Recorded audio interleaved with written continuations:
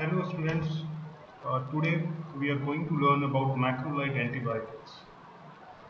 So in this class we will learn about the prototype macrolide and then we will compare and contrast prototype macrolide, that is erythromycin, with the newer macrolide with respect to their antibacterial spectrum, pharmacokinetic property, adverse event profile and other properties.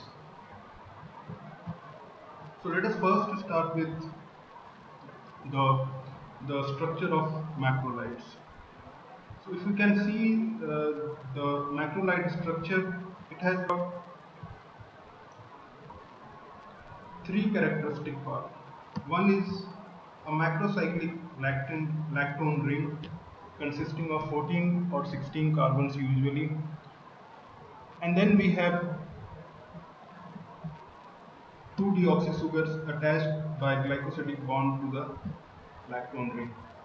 In addition to that, there are multiple ketone groups or an hydroxyl group attached to that structure.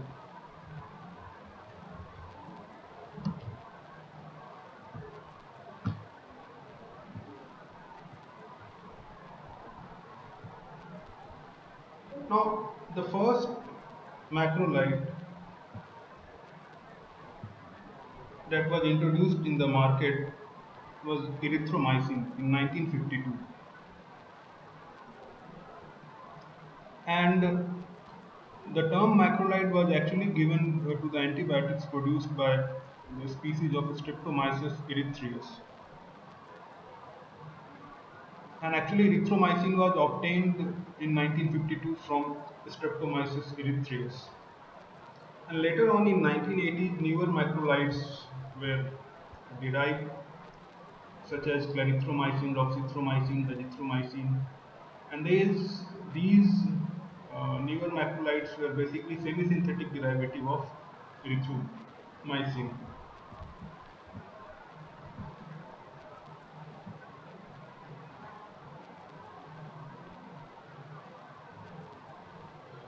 So before moving forward, we will undertake certain questions with respect to macrolides.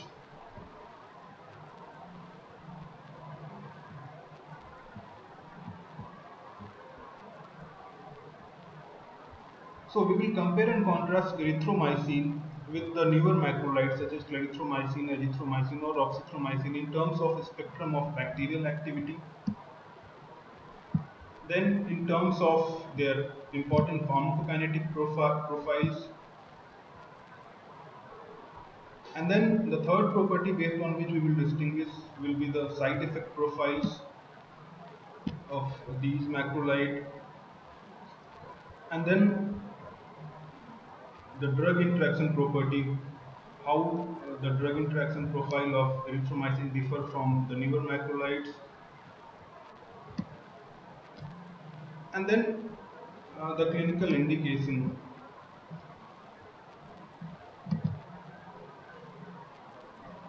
So let us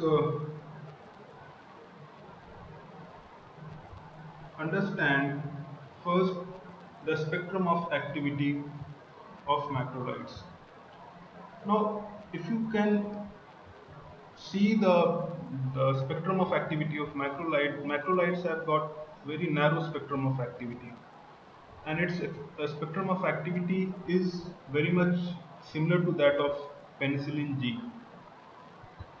Uh, as we know, penicillin G have a spectrum of activity mostly limited to gram-positive organisms and very few gram-negative organisms. So similarly, uh, macrolides also have a spectrum of activity mainly uh, limited to the gram-positive organisms, similar to the penicillin. Now, then what are the differences or what are the advantages that we get with macrolide? The first advantage that we get with macrolide is that these are effective against even against the penicillin resistant strains. And the most important advantage that we get with macrolide is that uh, we can use macrolides in patients who are allergic to penicillin. In certain categories of patient in whom we cannot use penicillin.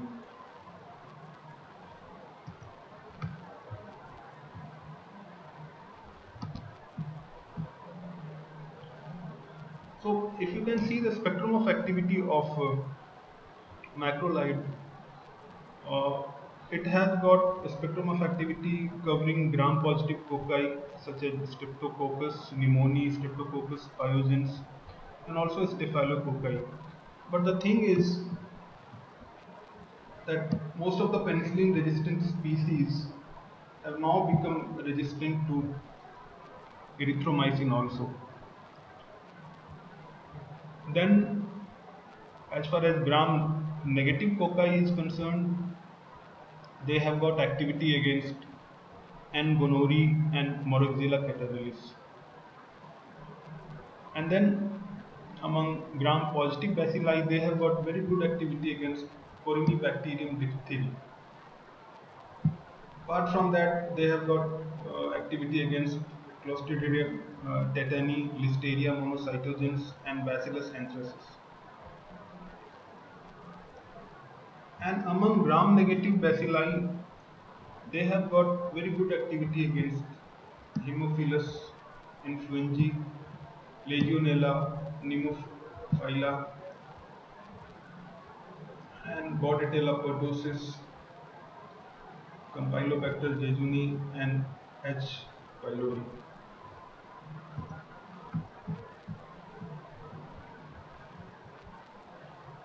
Among acid fast bacilli, they have got very good activity against Mycobacterium avium complex. Apart from that, Mycobacterium canesi and Mycobacterium avium intracellulare. Among spirochetes, they have got activity against Treponema pallidum.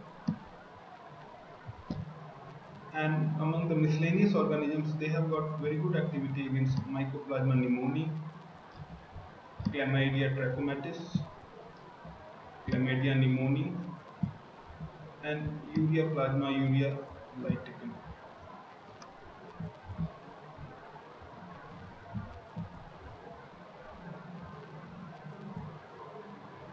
So where we can use macrolides? We can use macrolides as an alternative to penicillin, particularly in streptococcal infections such as streptococcal pharyngitis, uh, tonsillitis, and commonly acquired respiratory infections caused by pneumococci and H. influenzae. And these infections respond very well to erythromycin.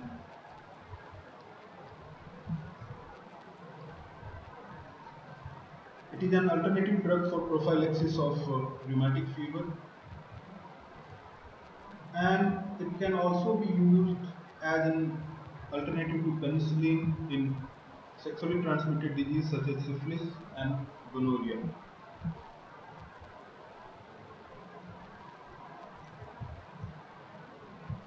Apart from that, we can use it in diphtheria for acute stage as well as for carriers. And in diphtheria, 7-day treatment is recommended. And even in some cases, it might be preferred over penicillin in cases of diphtheria, though antitoxin is the primary treatment. Then it can be used in tetanus as an adjuvant to antitoxin and toxoid therapy.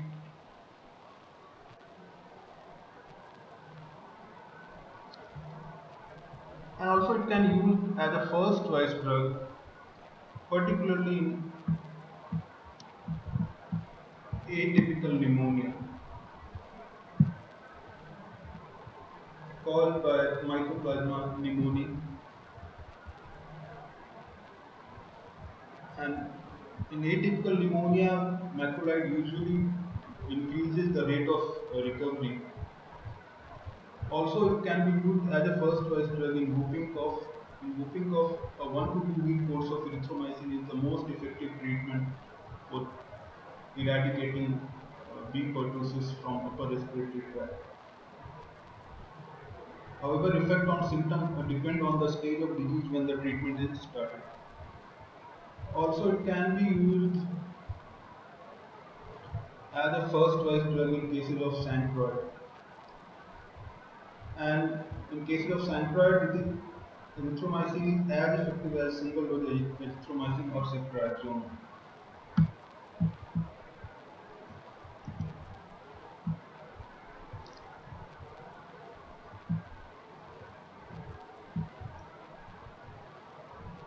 And also it can be used as a second choice drug in cases of Campylobacter, enteritis, Legionella, pneumonia, Chlamydia trachomatis, and penicillin-resistant staphylococcal infections.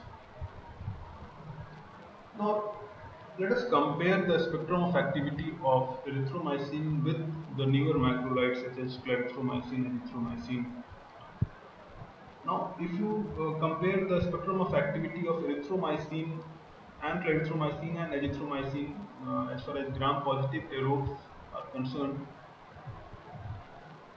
erythromycin and clarithromycin display the best activity, but the activity of clarithromycin is better compared to erythromycin in gram-positive aerobes, and the least activity against the gram-positive organism is found with azithromycin. So clarithromycin have got the best activity against gram-positive aerobes.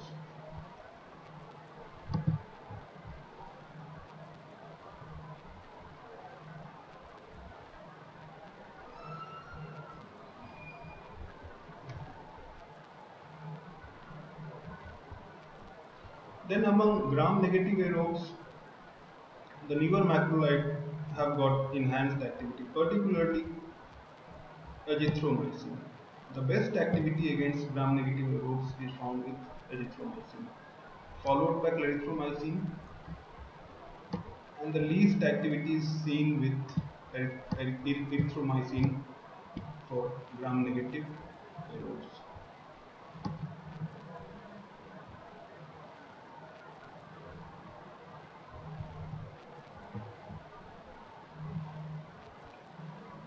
So we can see as far as azithromycin is concerned, it has got very good activity against gram-negative bacteria, but activity against gram-positive bacteria is less compared to erythromycin and clarithromycin. And one notable thing about azithromycin was that it has got very high activity against respiratory pathogens such as H. influenzae, Mycoplasma, Chlamydia, Legionella, and Moraxella.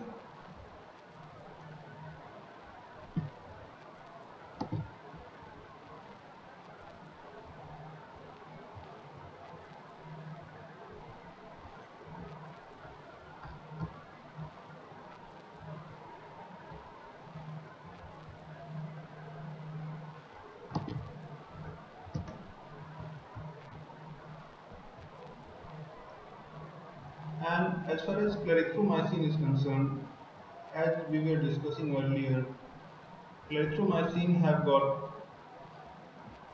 highest activity against gram-positive bacteria, even better than erythromycin.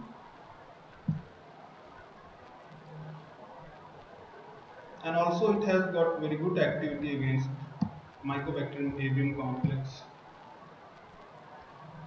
So as far as its activity against gram-positive bacteria is concerned, it has got activity better than erythromycin, and apart from that, it has got wider spectrum of activity against Mycobacterium avium complex, against Haemophilus influenzae, and also against intracellular pathogens such as Chlamydia, Legionella, Moraxella, and Urea plasma species.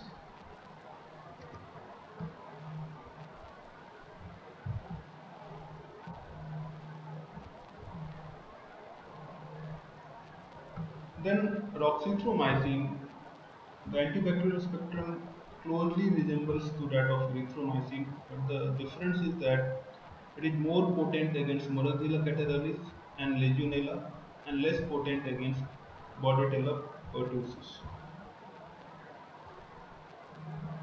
Now there is one clinical case. A 41-year-old female patient is seen in the outpatient department for complaints of low-grade fever, cough, and mild respiratory distress. Chest X-ray shows light patchy infiltrate. The attending physician suspects Mycoplasma pneumonia and wishes to treat the patient with erythromycin. However, the doctor has heard a lot about newer macrolide and he is confused in selecting the appropriate macrolide therapy for this patient. So, according to you, which newer macrolide will be best for this particular patient? So, the answer is azithromycin will be best for this patient because azithromycin have got very good activity against Mycoplasma pneumonia and compared to clarithromycin, it has got better safety profile, particularly with respect to the drug interaction profile that we will discuss later on. Now let us come to the pharmacokinetic properties. Now pharmacokinetic of erythromycin. Let us first start with absorption of erythromycin. Now, if you can see, erythromycin base is actually acid labile. So we cannot use erythromycin base as such because it gets destroyed by the gastric acid. So what we can do, we can either use enteric coated tablets or we can use esters and ester salts of erythromycin. Now, the enteric coated tablet protect the erythromycin base from the gastric acid. But the bad thing is that food actually delays absorption of enteric coated tablet by retarding its gastric emptying. And then, as an alternative, we can use esters and ester salt of erythromycin such as stearate, estolate, or ethylsuccinate. So these are resistant to inactivation, more acid stable, and better absorbed.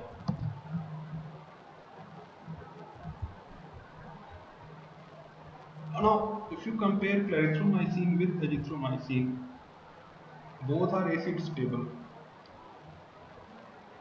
and the viability of clarithromycin is approximately 55%, whereas viability of azithromycin is around 38%. But the difference is that as far as clarithromycin is concerned, food actually enhances the absorption of clarithromycin and food actually enhances the viability of drug from 55 to 70%. Whereas for azithromycin, food actually decreases the absorption. So this is one difference between clarithromycin and azithromycin. And as far as roxithromycin is concerned, roxithromycin as compared to erythromycin base, it is it stable and longer acting.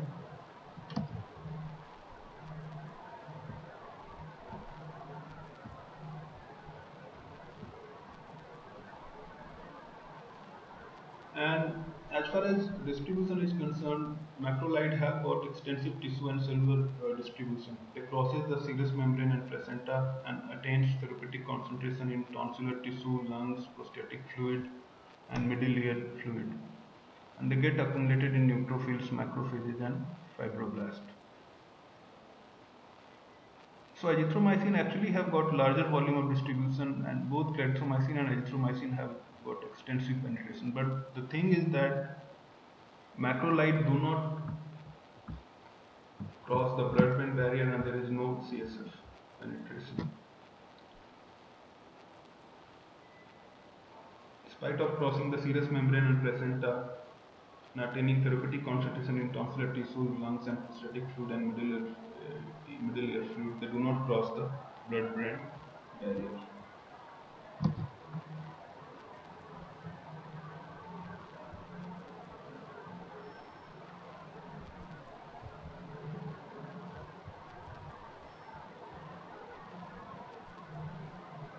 And as far as metabolism is concerned, they primarily get metabolized by liver and excreted mainly in bile in the active form. So their renal excretion is minor. So you do not need to alter the dose of macrolides in the cases of renal failure because their renal excretion is very less, only 5%. And as far as the plasma TF is concerned, it varies from macrolide to macrolide. For example, for erythromycin, it is only 1.5 hours, but for azithromycin, it is greater than 50 hours.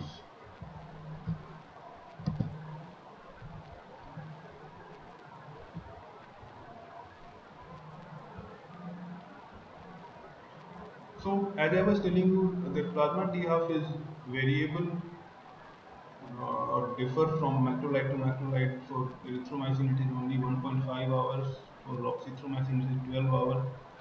And for azithromycin, it is more than 50 hours.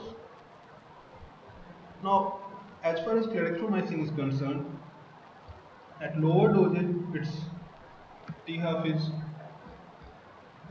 around 3 to 6 hours. But as you increase the dose, higher dosage, its T half changes to 6 to 9 hours. Actually, it follows saturation kinetics. Its order of kinetic changes from first order kinetic to zero order kinetic in higher dosage. So that's why its T half increases from 3 to 6 hours to 6 to 9 hours in higher doses.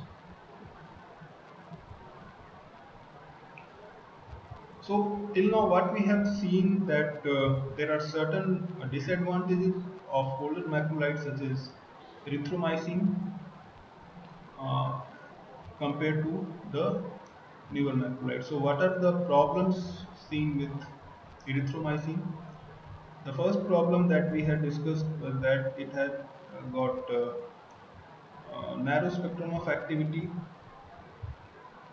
Uh, then it was acid labile, the erythromycin base was acid labile. Uh, the T half of erythromycin was very short, only in the range of 1.5 hour.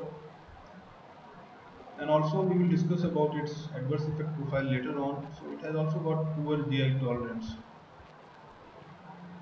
So compared with erythromycin, what are the advantages that we get with newer macrolide overall? We have seen that the newer macrolide are acid stable. They have got broader spectrum of activity. They have got longer T half. They attain higher blood concentration, and their safety profile is better compared to erythromycin. So overall, these semi-synthetic derivative of erythromycin, such as azithromycin, clarithromycin, doxythromycin, have got certain advantages compared to erythromycin.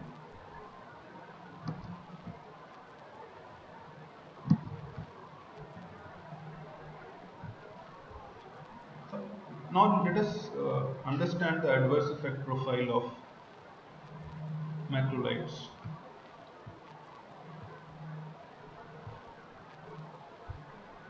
Now, the major adverse effect is the gastrointestinal side effect, such as mild to moderate epigastric pain, mm, diarrhea, nausea, vomiting. And this gastric pain and cramps usually happens due to stimulation of motilin receptors. And it's most common with erythromycin. The gastrointestinal side effects are more common with erythromycin and less with the newer agent that we had discussed earlier. And then uh, the other problem that can happen is hypersensitivity reaction. Though rashes and fever are very infrequent, and the other allergic manifestations are very very rare with uh, erythromycin. Though this hepatitis with cholestatic jaundice rarely can happen, particularly with this erythromycin estolate. If you can use 1 to 3 weeks treatment of erythromycin estolate, it can lead to hepatitis with cholestatic jaundice, and this incidence is higher in pregnant women. But the good thing is that this reaction usually clears on discontinuation of the drug, and mainly is seen as an hypersensitivity reaction to the estolate esters.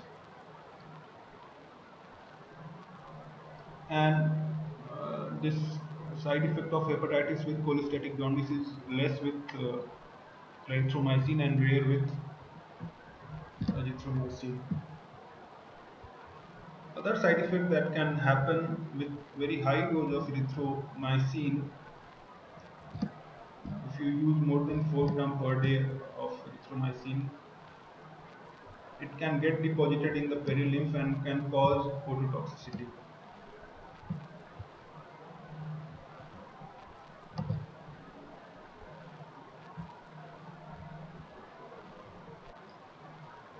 Now, as far as drug interaction are concerned, erythromycin and clarithromycin, both erythromycin and clarithromycin are inhibitors of cytochrome P450 in the liver. And because erythromycin and clarithromycin are inhibitors of cytochrome P450 in the liver, they may increase the concentration of theophylline, carbamazepine, cyclosporine, phenytoin, warfarin, digoxin, valproic acid, ergot alkaloids, calcium channel blockers, terfenadine, estimizole, cisapride, like drug. But the good thing is that, in contrast to erythromycin and clarithromycin, azithromycin do not interfere with the cytochrome P450 enzymes. So the best advantage that we get with azithromycin compared to clarithromycin is that, in contrast to clarithromycin, they do not inhibit the cytochrome P450 systems in the liver.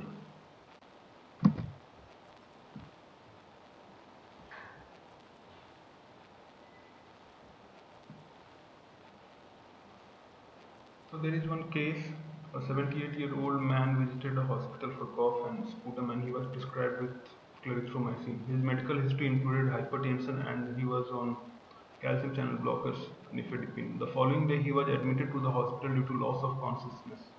Now his blood pressure is found to be 96 by 38 mmHg. Physical examination showed no abnormal finding. What might be the reason for his sign and symptoms? So a patient visited a hospital for cough and sputum, and he was prescribed clarithromycin, and he was hypertensive, and he was taking calcium channel blocker nifedipine. And after starting nifedipine, he lost his consciousness, and his BP was found to be 96 by 38 mmHg. So what might be the reason? So the probable reason might be because of cytochrome P450 inhibition by clarithromycin. The plasma concentration of nifedipine has raised, and this has led to greater fall in BP.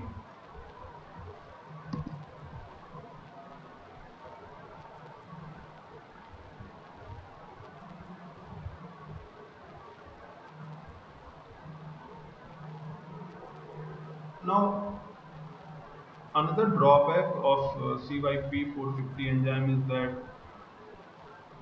severe QT prolongation leading to serious ventricular arrhythmia and death might happen by, by erythromycin or clarithromycin due to inhibition of CYP3A4.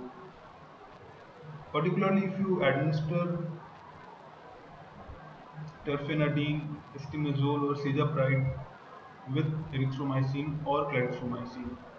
So you have to be cautious while administering such drugs along with either erythromycin or clarithromycin. Now let us uh, compare all the macrolides and usually summarize what we have learned till now. Now, if we compare erythromycin with clarithromycin and erythromycin with respect to GI intolerance, the GI intolerance are mostly seen with erythromycin. It is not seen with or rarely seen with clarithromycin or azithromycin. Uh, as far as T half is concerned, I had told you the three T half of erythromycin is only 1.5 hour, and whereas the T half of erythromycin is more than 50 hour. And because clarithromycin follows saturation kinetics, it's in lower dosage its T half is in the range of 3 to 6 hour, whereas in higher dosage its T half changes to 6 to 9 hour because its order of kinetic changes from first order to zero order kinetic in higher doses. And as far as drug interaction was concerned, the CYP450 enzyme inhibition is mainly seen with erythromycin and clarithromycin, and it is not seen with azithromycin. So that is one advantage that we get with azithromycin.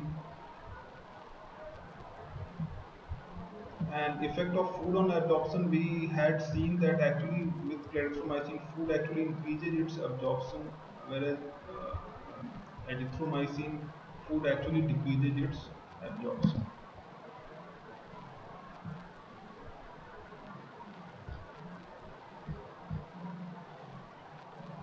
So till now, what we have learned about azithromycin, it has got broader spectrum of activity. Particularly, it has got best activity against gram-negative aerobes, and it has got better side effect profile, and most importantly, do not interact with CYP3A4. Do not interact with CYP3A4. It has got broader spectrum of activity, and most importantly, it has got improved PK profile, prolonged half-life, more than 50 hours, better tissue penetration, acid stable, better bioavailability. But the thing is that food actually decreases its absorption in contrast to clarithromycin.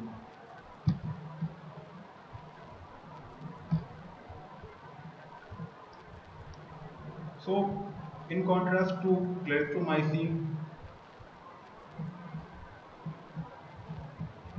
food actually decreases the absorption of clarithromycin, whereas food actually increases the absorption of clarithromycin. But both are acid stable and rapidly absorbed, and both attains greater tissue distribution, excellent tissue concentration. But as far as erythromycin is concerned, it has got excellent tissue concentration, 10 to 100 fold higher concentration than serum. Then both have got longer half-life uh, compared to erythromycin, but the longest half-life is seen with azithromycin. It has got half-life more than 50 hours, and as I was telling you earlier, with clarithromycin, the half-life in the lower doses is 3 to 6 hours, but in higher doses, because its order of kinetic changes to zero order kinetic, its half-life gets prolonged. In contrast to clarithromycin, azithromycin do not interact with or do not inhibit CYP3A4, whereas both erythromycin and clarithromycin inhibit CYP3A4. So that is one disadvantage of clarithromycin.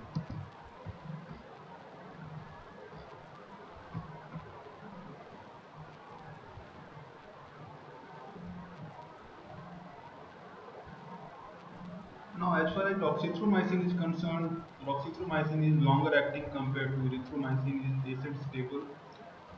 Though its antibacterial spectrum closely resembles that of erythromycin, but it has got more potent activity against Moraviella catarrhalis and Legionella, and have got longer half-life compared to erythromycin, and good tissue penetration. And affinity for cytochrome P450 is lower, so the chances of drug interaction are lower, but it cannot be ruled out. Now, in the last segment, let us understand the mechanism of action of uh, macrolides. So, mechanism of action of macrolide, they actually act by inhibiting bacterial protein synthesis. What they does, they actually bind to the P site on the 50th subunit of ribosome here. And what this does, this binding of macrolide to the P site on the 50th subunit of ribosome, it blocks the translocation of tRNA with the going peptide chain from A site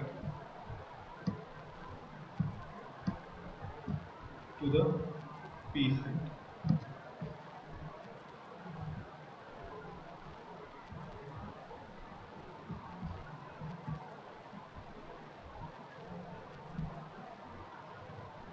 So, because it inhibits the translocation, the A site does not become free to accept the next incoming tRNA charged with the desired amino acid.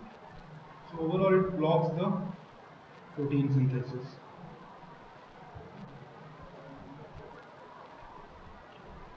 So macrolide are bacteriostatic at lower concentration, but it becomes cidal at higher concentration. And cidal action also depends on the organism and its rate of multiplication. And cross resistance is seen with other macrolide, with clindamycin and with chloramphenicol, because the ribosomal binding site for all these are very proximal to each other. So the mechanism of resistance might happen due to active efflux pump, which pumps the macrolide away from the ribosome, or because of alteration in the ribosomal binding site for macrolide by plasmid encoded methylase enzyme, or because of production of esterase by the Enterobacteriaceae. And as I was telling you earlier, cross resistance occurs between all the macrolides.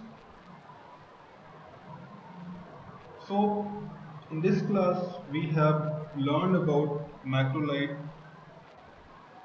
the older macrolide erythromycin, and we have learned their antibacterial spectrum of activity, their pharmacokinetic properties, their adverse effect profile, their drug interactions, and then we have compared and contrast the older macrolide, that is erythromycin, with newer macrolides such as clarithromycin, azithromycin, and doxythromycin. And what we have seen is that the newer macrolides have got better advantage with respect to the older macrolide. For example, the newer macrolides are acid stable, they have got better pharmacokinetic profile, better uh, uh, antibacterial spectrum of activity, and also the chances of drug interaction, particularly with azithromycin, are less. And also side effect profile is better of, for newer macrolides. Thank you. I hope you have understood this class. Thanks.